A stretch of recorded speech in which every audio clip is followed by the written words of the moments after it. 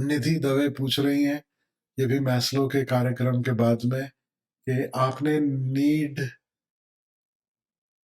अ, need वाले programme में बहुत अच्छे टॉपिक समझाए, पर ये जो पर है ना, ये बड़ा डेंजरस होता है। बट बाकी तो सब ठीक है, लेकिन उसमें लव एंड बिलोंगिंग्स में ऐसा होता है कि सामने कोई प्रेम करे, वो रियली में नहीं लगता, इसलिए मैं मेंटली डिस्टर्ब होती हूँ। और जब आपके सत्संग होता है, तो सब ठीक, और उसके बाद मायूसी आती है और इमोशनली, फिज़िकली डिस्टर्ब होती हूँ। उसके लिए क्या करूँ? कैसे प्रिपेयर हो सकूँ? निधि, अ, बात थोड़ी गहरी है, दिल की है, और अलग-अलग इसके पहलू हैं। एक तो है कि हम मायूस ना हों, हम डिस्टर्ब्ड ना हों, हम आनंदित कैसे रहना सीखें। और दूसरी बात ये है कि प्रेम सामने से सच में वो जो मिल रहा है, वह प्रेम ही है, या किसी का स्वार्थ है, किसी का कोई और अर्थ उसमें जुड़ा है, वह समझ में नहीं आता, और उससे डिस्टर्ब हो जाते हैं। मुझे लगता है सदियों से ऐसा होता आया है,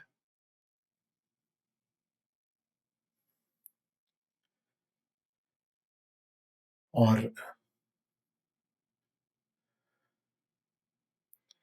हमारे जो समाज की व्यवस्था है, यह व्यवस्था ही कुछ ऐसी रही है कि प्रेम दिया जा सके, प्रेम लिया जा सके, उसकी कभी फ़िक्र ही नहीं की गई।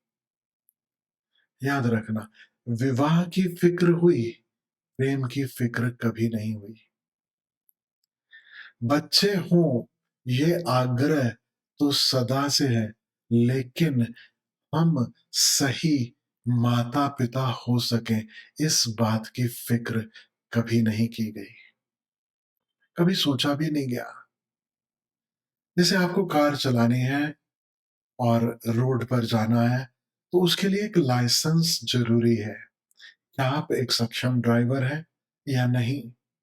अगर आप अच्छा ड्राइविंग जानते हैं, अगर आपकी ड्राइविंग से किसी और को, आपको खुद को या किसी और को कोई नुकसान होने की संभावना नहीं है, जब लगता है कि आप इस खेल को अच्छे से, इसके नियम अच्छे से समझ गए हैं, तभी आपको वो लाइसेंस मिलता है। लेकिन आज मेंटली डिस्टर्ब्ड व्यक्ति, फ्रस्ट्रेटेड व्यक्ति, दुखी व्यक्ति, वो कितने ही बच्चे पैदा कर ले, उससे किसी को कोई आपत्ति नहीं, बल्कि बच्चे नहीं पैदा किए तो आपत्ति होती है कि why you are not having kids. तो ना तो हमने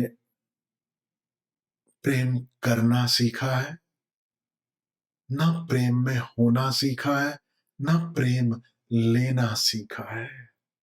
तो अनेक संबंध है ये, बच्चे और माता-पिता का एक संबंध मैंने आपसे कहा, पति और पत्नी का अपना एक संबंध है, भाई-बहनों का अपना संबंध है, अनेक-अनेक संबंध हैं, जिन्हें हम प्रेम के संबंध कहते हैं। लेकिन प्रेम कैसे दें, कैसे लें, ये हमने कभी भी नहीं सीखा।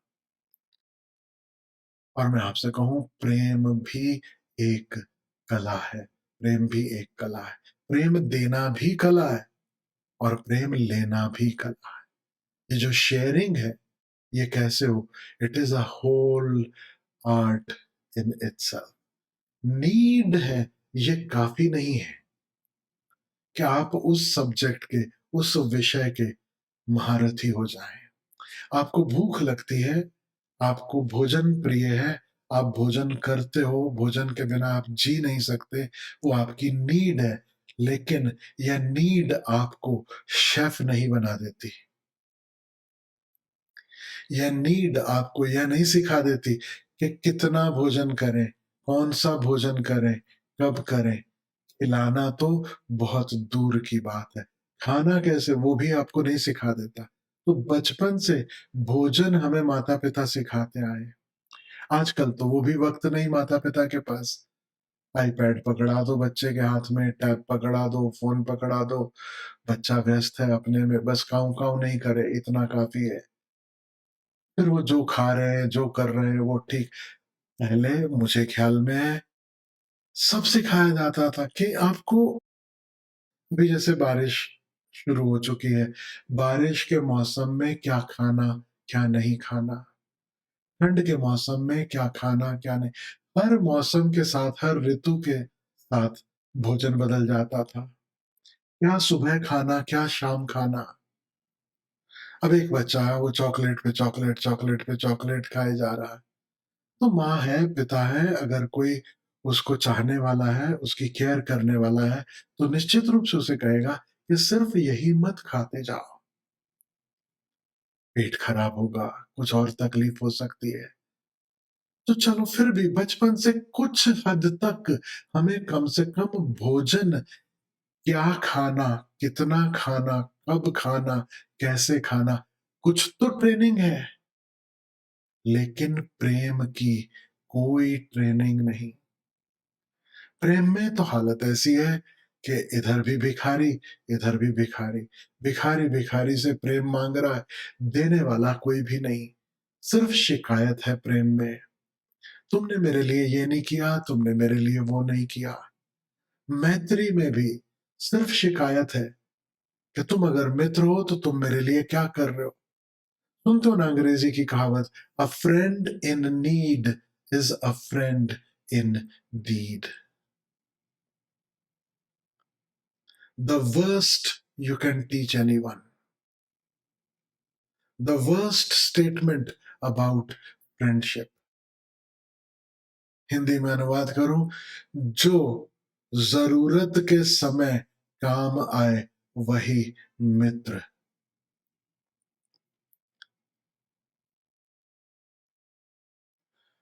तो ये प्रेम का संबंध हुआ कि जरूरतों का संबंध हो गया। और इसका अनुवाद हमारे मन में किस तरह से होता है? ऐसा नहीं कि क्या मैं किसी दूसरे की ज़रूरत में काम आ रहा हूँ। हमारे मन में इसका अनुवाद सदा इस भांति होता है कि दूसरा मेरे काम आता है कि नहीं आता। तो प्यार नहीं, व्यापार हमने सीखा है। पत्नी अगर किताब पढ़ती है तो यही पढ़ती है, पति के कर्तव्य। और पति किताब पढ़ता है पत्नी के कर्तव्य। पत्नी को क्या करना चाहिए ये पति को पता है, पत्नी को नहीं, याद रखना। और पति को क्या करना, कैसे पति होना, ये पत्नी को पता है, ये पति को नहीं मालूम। इसीलिए तो सारी झंझट है ना, इसीलिए तो सारे झगड़े, इसीलिए तो सारी तकलीफें हैं। अगर पति को मालूम हो कि पति कैसे होना तो बात खत्म हो गई। नहीं, बच्चों को नहीं मालूम कि उन्हें बच्चा कैसे होना, माता-पिता को नहीं मालूम, उन्हें माँ-बाप कैसे होना। हाँ, हर माता-पिता को ये पता है कि बच्चा कैसा होना चाहिए। गुड बॉय, गुड गर्ल कौन है? वो हर माता-पिता को पता है, लेकिन किसी माता-पिता को पता नहीं, am I a good mother? Am I a good father और नॉट?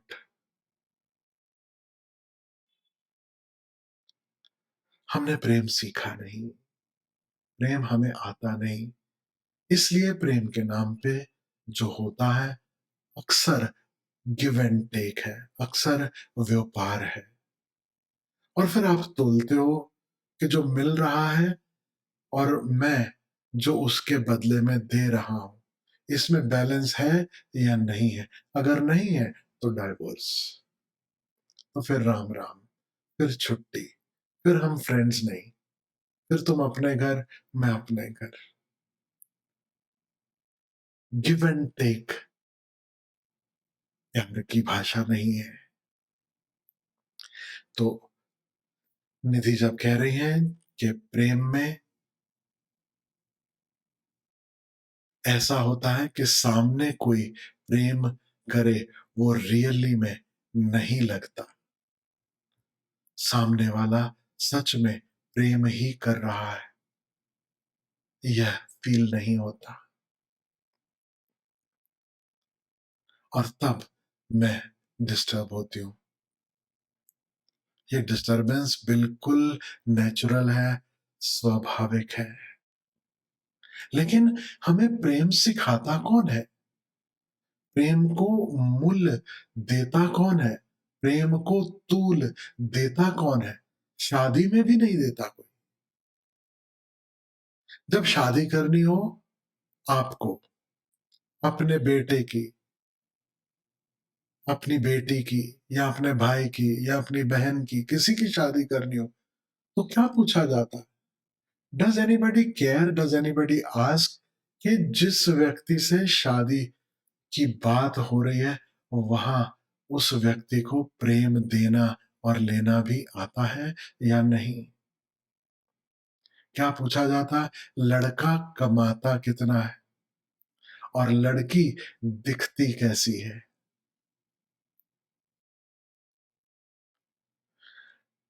आजकल थोड़ा नया ज़माना आ गया, इसलिए थोड़े कम प्रश्न हैं।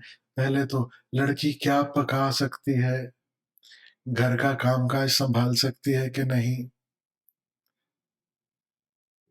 आजकल सब कुछ मॉल में मिल जाता है। पहले तो उसे कढ़ाई, बुनाई, क्रोशिया वो आता है कि नहीं आता? क्योंकि अगर सोफ़ा का कवर भी बनाना है तो क्रोशिया से बुन के बनता था पहले। न तो ये सब आते हैं, उसे कितनी कलाएँ आती, how many arts and crafts she is aware of. और फिर झूठ पे सब कुछ खड़ा। पड़ोस में हलवाई की दुकान से समोसे आएँगे, कचौरी आएगी, जलेबी आएगी और कहा जाएगा, "सब बेटी ने अपने हाथ से बनाया, आपके लिए स्पेशल।" वो बेटी को बेचारी को चाय भी बनानी नहीं आती। तब शादी कैसे हो? झूठ बोलना पड़ेगा। लड़का कितना कमाता है? देखो ना, इनकम इन 6 फिगर्स, 7 फिगर्स बढ़ा-चढ़ा कर बताया जाता है कि इतनी कमाई है। पड़ोसी का घर में बिठा के दिखा देते हैं, मीटिंग हो जाती है, तो सामने वाले को लगता है ये इन्हीं का घर होगा। हाँ जी, हाँ। क्यों? क्योंकि शादी तब तक आप नहीं करोगे अगर लड़का कमाता नहीं है ठीक से।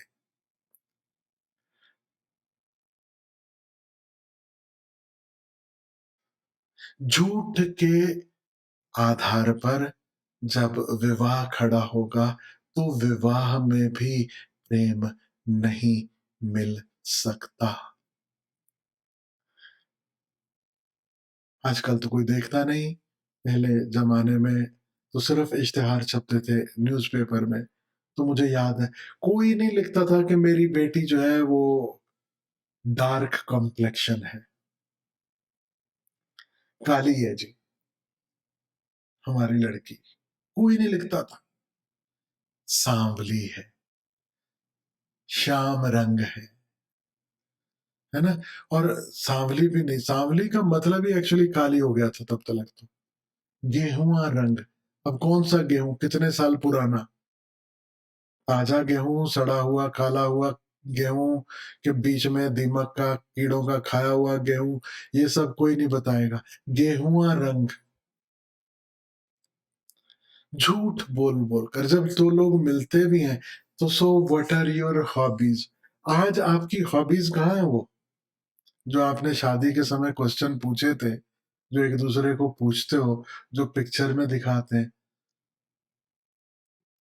वो my hobbies are reading and music. अभी चूल्हा-चौका, म्यूज़िक कहाँ? अब तो टीवी पे सीरियल बचे। जब प्रेम में कभी ईमानदारी रही नहीं, ईमानदारी क्या होती? 2 लोग मिले, एक-दूसरे से कहें कि देख, मैं बहुत गुस्से वाला हूँ, पहले से बता देता हूँ। दूसरा व्यक्ति कहे कि हाँ, मुझे भी रात को ब्रश करके सोने की आदत नहीं, मैं पहले से बता देती हूँ। अब अपनी बुराइयाँ बता सको, अपनी कमियाँ बता सको ईमानदारी से, फिर भी तुम्हें पसंद है तो ठीक है। अभी जिनकी नई शादी हुई उनको बोलता हूँ, अगर कोई 2-4 लोग यहाँ पर बैठे होंगे जिनकी शादी अभी नहीं हुई, तो अपने गुण मत बताओ अपने पार्टनर को, अपने अवगुण बताओ, अपनी कमियाँ बताओ, अपनी कमज़ोरियाँ बताओ। क्योंकि जो तुम्हारी कमियाँ, कमज़ोरियों के बावजूद तुम्हें चाहता है, तुम्हें पसंद करता है, उनसे राज़ी है, उसके साथ ज़्यादा निभ सके, यह संभावना है। या वो अपना रास्ता नाप लेगा, तुम अपना रास्ता नापना, ठीक है ना? लेकिन हमारी कभी इतनी हिम्मत नहीं हुई कि शादी नहीं होगी तो चलेगा, अकेले रहना मुझे मंज़ूर है, लेकिन प्रेम के बिना मुझे मंज़ूर नहीं, मुझे व्यापार नहीं, मुझे प्यार चाहिए। इतनी हिम्मत भी कभी हमारी हुई नहीं। तो फिर जो मिलता है, वो मिलता है। इसलिए वो गीत महत्वपूर्ण है। हर किसी को नहीं मिलता यहाँ प्यार ज़िंदगी में। खुश नसीब हैं वो जिनको है मिली ये बहार ज़िंदगी में। बहुत खुश नसीब है वो। और यह भी मैं आपसे कह दूँ कि बिल्कुल ज़रूरी नहीं कि शादी के पहले ही प्यार हो। शादी के बाद भी प्यार गहरा सकता है, बढ़ सकता है। जहाँ अंडरस्टैंडिंग है, जहाँ केयर है, केयर सबसे इम्पोर्टेंट इंग्रीडिएंट है प्रेम का, याद रखना। जहाँ एक-दूसरे की फ़िक्र है, जहाँ लगे कि दूसरे की खुशी में मुझे खुशी मिल रही है, बस वहाँ प्यार शुरू हो गया। क्योंकि कोई रूप, कोई रंग सदा नहीं रहने वाला। ऐसा मत समझ लेना कि रूप देखकर, रंग देखकर जो प्यार हो गया, वो भी कोई प्यार है। हकीकत में वह भी प्यार नहीं। 99% जिसे हम प्रेम समझते हैं, वह सिर्फ़ और सिर्फ़ हॉर्मोन्स का शोर-शराबा है।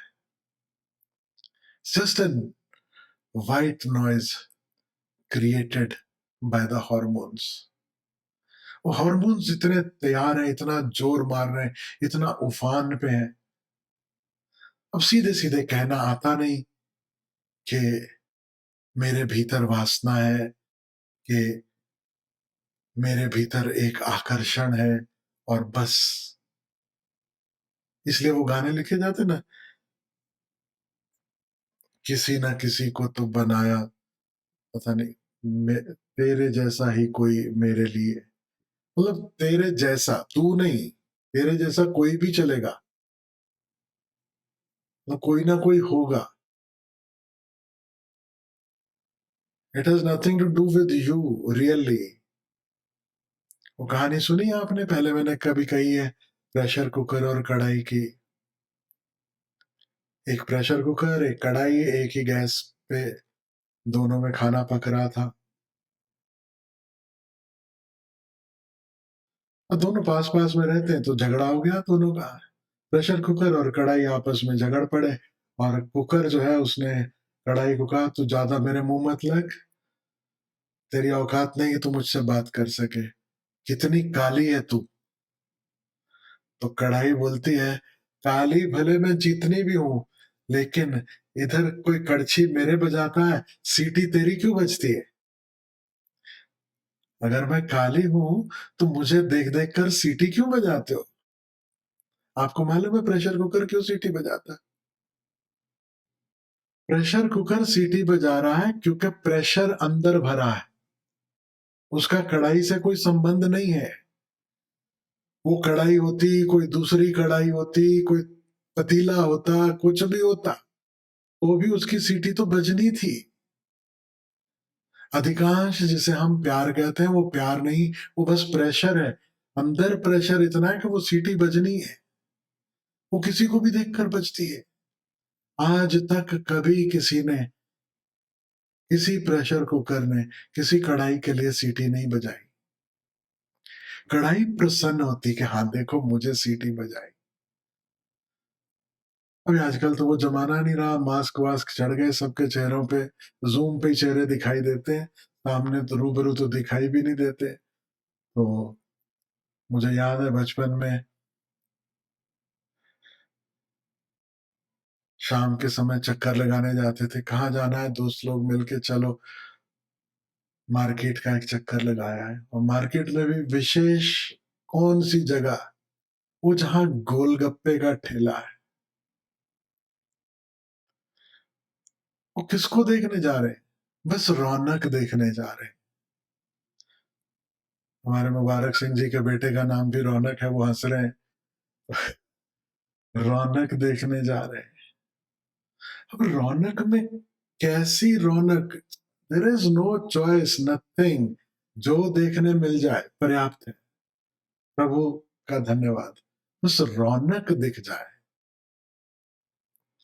रौनक देखने जा रहे हैं और जो रौनक है, उसकी आवाज़ बदल जाती है। गोलगप्पे खाते-खाते आपस में 4-6 सहेलियाँ बात कर रही हों, अलग ढंग से बात करेंगी, लेकिन 2-4 लड़के पास में से गुज़रें या पास में आके खड़े हो जाएँ, तो उनकी टोन बदल जाती है, पिच बदल जाती है, सब कुछ बदल जाता है। क्यों? कढ़ाई को पता चल जाता है प्रेशर कुकर नज़दीक में है, तो इसे हम प्यार समझ बैठते हैं। ये इसका प्यार-व्यार से कुछ लेना-देना नहीं, है ना? अधिकांशतः तो सिर्फ़ हॉर्मोन्स है। तो केयर जो है, जो मैं आपसे कह रहा हूँ, केयर सबसे महत्वपूर्ण इंग्रीडिएंट है प्रेम का। दूसरे की खुशी में खुश होना हमें आ जाए, वहाँ प्रेम की शुरुआत हो जाती है और यह प्रेम विवाह के बाद भी संभव है। ऐसा ज़रूरी नहीं कि विवाह के पहले, क्योंकि बड़े असमंजस की बात है कि जो लोग प्रेम विवाह करते हैं, सो कॉल्ड लव मैरिज, वो भी झगड़ते हैं, वो भी परेशान होते हैं और जो अरेंज्ड मैरिज करते हैं, वो भी झगड़ते हैं, वो भी परेशान होते हैं। और जो प्रेम विवाह करते हैं या अरेंज्ड मैरिज करते हैं, उन दोनों विवाहों में आपको कपल्स मिल जाएँगे, जो एक-दूसरे की केयर करते हैं, एक-दूसरे की फ़िक्र करते हैं, एक-दूसरे के सहयोगी बनते हैं। हुँ, तो थोड़ा खिचड़ी है। तो अब निधि सोच रहे हैं कि सामने से प्रेम सच में प्रेम ही है या नहीं, पता नहीं। मित्रों में भी मैं सिर्फ अभी पति-पत्नी के प्रेम की बात नहीं कह रहा हूँ, मित्रों में भी, रिश्तेदारियों में, संबंधों में, भाइयों में, बहनों में, जब वो प्रॉपर्टी के बँटवारे का टाइम आता है ना, तब पता चलता है कि कितना प्रेम है। उसके पहले जब तक इनकमिंग है, तब तक तो सबको प्रेम ही लगता है। जहाँ आउटगोइंग शुरू होता है, वहाँ असली परीक्षा होती है कि प्रेम है या नहीं है। तो निधि सेंसिटिव है, संवेदनशील है, फ़ील करती है, फ़ील होता है उसे कि पता नहीं सामने जो मित्र जो प्रेम दिखा रहे हैं, वो सच में प्रेम है या बस ऐसे ही टाइम पास। नेटवर्किंग आजकल उसे कहते हैं, खासकर बड़े शहरों में। There are no friendships anymore, there is networking. Gujarat में वो नेटवर्किंग शाम को पान की दुकान पे होती है। तो ऐसा मत समझ लेना जिनके साथ खड़े होके पान खा रहे हैं, थोड़ा हाथ घुमा के मुँह में कुछ रख रहे हैं, जो कर रहे हैं, ये कोई फ्रेंडशिप है। कहने के लिए वो फ्रेंड्स हैं, but it is nothing else than networking. बड़े शहरों में पार्टियाँ होती हैं, डिनर अरेंज हो रहे हैं, ये हो रहा, सब लोग एक-दूसरों के घरों में आ रहे हैं, जा रहे हैं, बैठ रहे हैं, सब हो रहा। मत समझ लेना कि मैत्री है, प्रेम है, बहुत संभावना है कि सिर्फ़ और सिर्फ हर व्यक्ति यही खोज रहा है कि कौन कब मेरे किस भांति काम आ सकता है। तो निधि आप कहते हो फिर मैं परेशान होती हूँ, डिस्टर्ब हो जाती हूँ, तो इसका उपाय क्या है? उपाय मैं आपसे कहता हूँ, बहुत, बहुत आसान उपाय है और उपाय ऐसा है कि एक बार आप उसकी शुरुआत कर दोगे, तो आप कभी रुकोगे नहीं, आप रुकने का नाम नहीं लोगे। उपाय है प्रेम माँगना छोड़ दो, भूल जाओ। प्रेम बाँटना शुरू करो। खुली आँख का प्रेम। जानते हुए कि सामने वाले को प्रेम नहीं है, तो भी मैं प्रेम बाँट सकता हूँ। क्यों? क्योंकि मेरे हृदय में प्रेम। Now this is a little difficult to understand and it is a little difficult to begin, but it is absolutely, absolutely possible. और इसके कुछ स्टेप्स होंगे, वो मैं स्टेप्स भी आपसे कह दूँ। सिंपल, अपने भीतर उतरो, अपने भीतर प्रेम के स्रोत को खोजो। ध्यान के माध्यम से, एकांत के माध्यम से, एकांत यानी कुछ समय रोज अपने लिए निकाल कर, बस अपने साथ होकर, अपने साथ प्रेम पूर्वक होना, दिन में कुछ समय निकाल कर। आपको मांग नहीं रहेगी कि कोई दूसरा मुझे प्रेम दे। जैसे कहावत है, charity begins at home. Remember, love begins at home and at home means yourself. स्वयं से प्रेम, स्वयं के प्रति प्रेम। दिन में रोज कुछ समय निकालो, बगीचे में, समंदर के किनारे, खुले आकाश में, कहीं भी जहाँ संभव हो तुम्हारे लिए। घर में हो तो घर में थोड़ा म्यूज़िक बजा के या बागबानी करते हुए कुछ, just be loving towards yourself. स्वयं के प्रति प्रेम से भरना, प्रेम से भरना। और फिर जिनसे पहले से तुम प्रेम महसूस करते हो, जब उनके समक्ष हो, जब उनके साथ हो, अपने हृदय से महसूस करो कि ये प्रेम जो तुम्हारे भीतर भरा है, ये उनकी तरफ बह रहा है। Let it flow towards your loved ones. Consciously let it flow towards your loved ones. और फिर धीरे धीरे धीरे धीरे ये जो लव्ड वंस वाला जो सर्कल है ना, इस सर्कल को बड़ा करते चले जाओ, बड़ा करते चले जाओ। इसमें और शामिल होते चले जाएं। पेड़ पौधों को शामिल करो, पशु पक्षियों को शामिल करो, बहती हवाओं को शामिल करो, बहते पानी को शामिल करो, प्रकृति को देख रहे हो। अब मनुष्य के साथ संभव है कि तनातनी हो सकती, प्रकृति के साथ क्या तनातनी। Feel the love. एक पौधा है, आप उसे इस भांति भी देख सकते हो, हाँ है, पौधा है, ये मेरी सोसाइटी में एक पेड़ है, सो व्हाट। आप इंडिफरेंट भी हो सकते हो और उस पेड़ की तरफ आप कभी थोड़ी देर देखो और प्रेम की दृष्टि से देखो।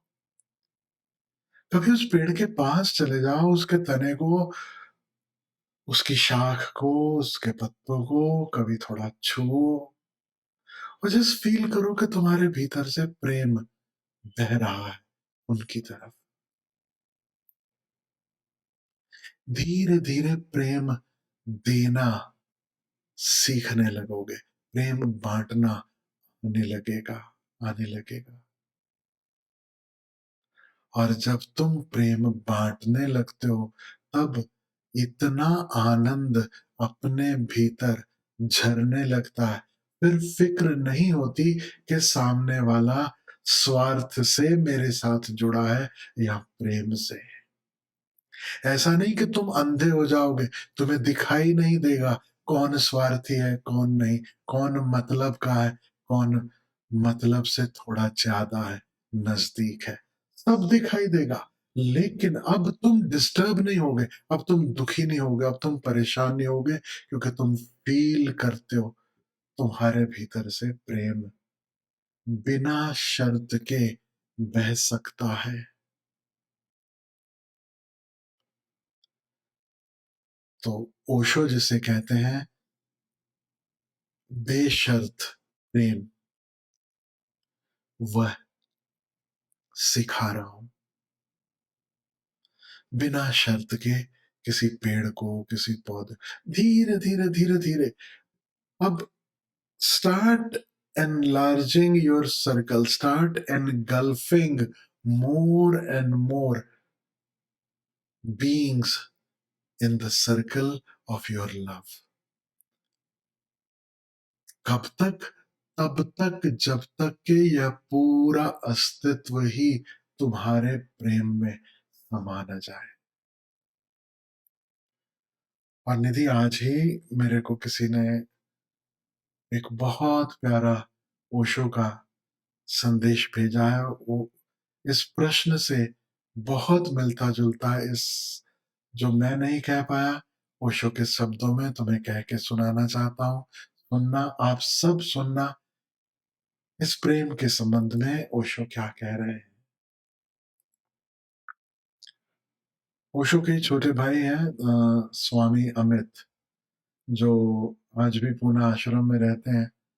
तो आज कुदरती उन्होंने ही सामने से ये मैसेज भेजा है, तो मैं पढ़ के आपको सुना रहा हूँ। कह रहे हैं, ओशो के वचन है, love makes no conditions, no ifs, no buts.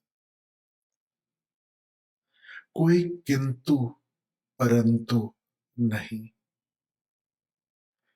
कोई शर्त नहीं। Love never says, fulfill these requirements, then I will love you. Love is like breathing. When it happens, you simply are love. It does not matter who comes close to you, a sinner or a saint. वो पापी हो कि संत हो, कौन तुम्हारे निकट आता है, कोई फर्क नहीं पड़ता। Whosoever comes close to you starts feeling the vibe of love, starts rejoicing. Love is unconditional giving. प्रेम क्या है? बेशर्त देने की, बांटने की कला। But only those who have are capable of giving. ये राइडर याद रखना। दे कौन पाएगा? जिसके पास है। अगर है नहीं तो दे नहीं पाओगे। इसलिए मैंने कहा पहले उस स्रोत को अपने भीतर खोजना है। रोज कुछ समय निकालो, अपने प्रति प्रेम से भरो। सबसे पहले सुनो ओशो क्या कह रहे हैं? कह रहे हैं, love first has to happen in the deepest core of your being. It is the quality of being alone. यह अकेले होने की कला है। Happily alone. दुखी होकर अकेले होना भी हो सकता है, लेकिन आनंद से भरे, खुशी से भरे अकेले होना कब होगा? जब आप अपने प्रति प्रेम से भरोगे। Joyously alone. It is the quality of being a no mind, of being silent. एक ऐसी अवस्था है, एक ऐसा गुणधर्म है जहां मन नहीं, मौन है।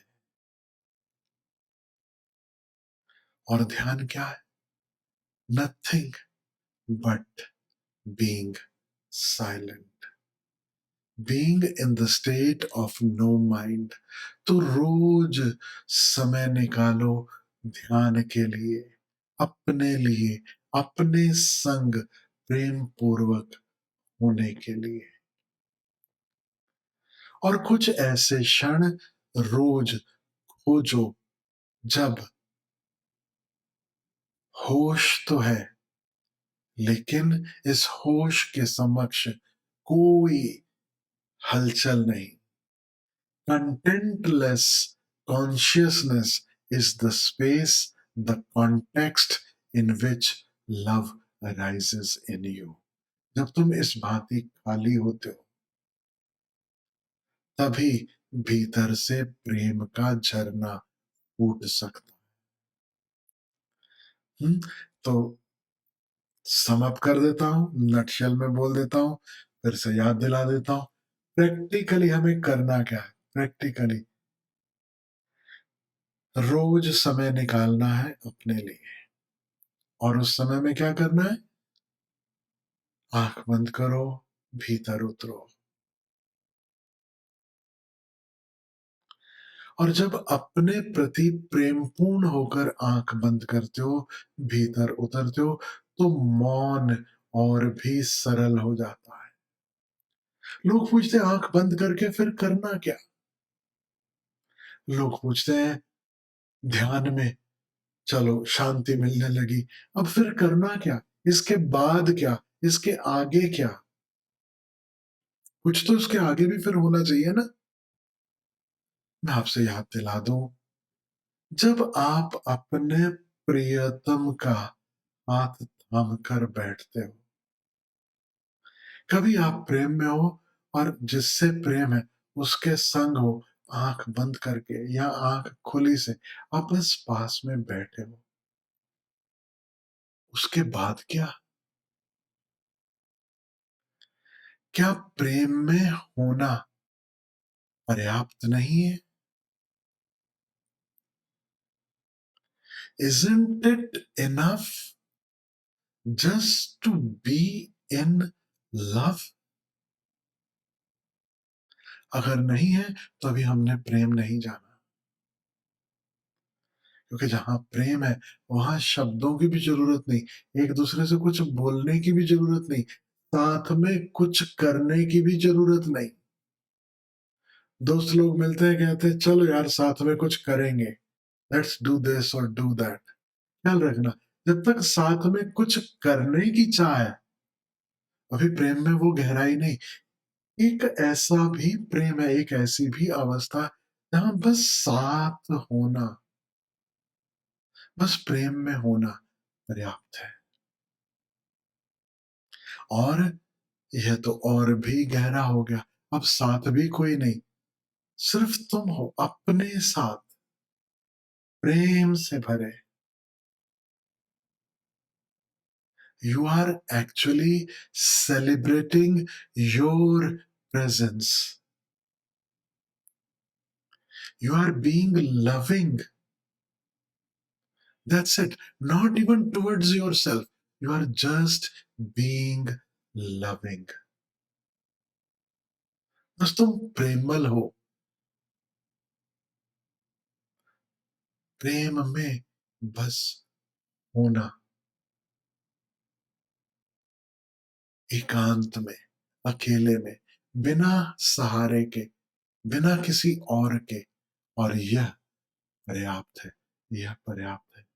अब भीतर जितना कुएं से पानी आप रोज खींचते हो, याद रखना उतना ताजा पानी कुएं में बहने लगता है।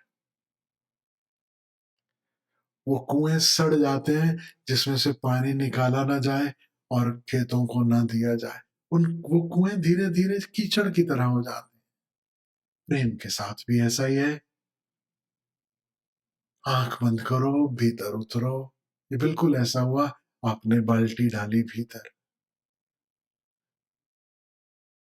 और जब औरों के संग हो, औरों के साथ हो, वह पानी तुमने उड़ेला, जो तुम्हारे निकट है, सबकी तरफ तुमने अब ये पानी उड़ेलना शुरू किया। और आप पाओगे और प्रेम बढ़ता चला जाता है, उसके और रंग निखरने शुरू हो जाते हैं।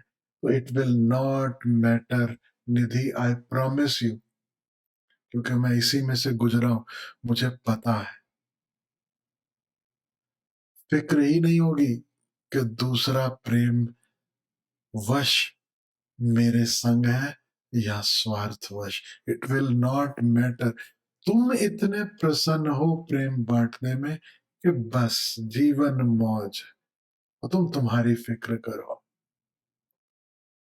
जिसने प्रेम सीखा, जिसे वो प्रेम छुए, उसे भी वो रंग लगेगा। और हमेशा दुनिया में ऐसे बहुत लोग होंगे जो दीवार की भांति होंगे, वहां कोई दरवाजा खुलता ही नहीं, चिकने घड़े जिसे हम कहते हैं। ये ऐसे घड़े भी होंगे जिनके भीतर बड़े बड़े छेद हैं, तुम कितना ही प्रेम उड़े लो, वहां टिकता ही नहीं, उनका मटका भरता ही नहीं। But it doesn't matter. जब बारिश होती है तो फिक्र थोड़ी करती है कि वो चोटियों पे बारिश हो रही है जो संभाल नहीं सकते, या घाटी में बारिश हो रही है जो भर जाएगी।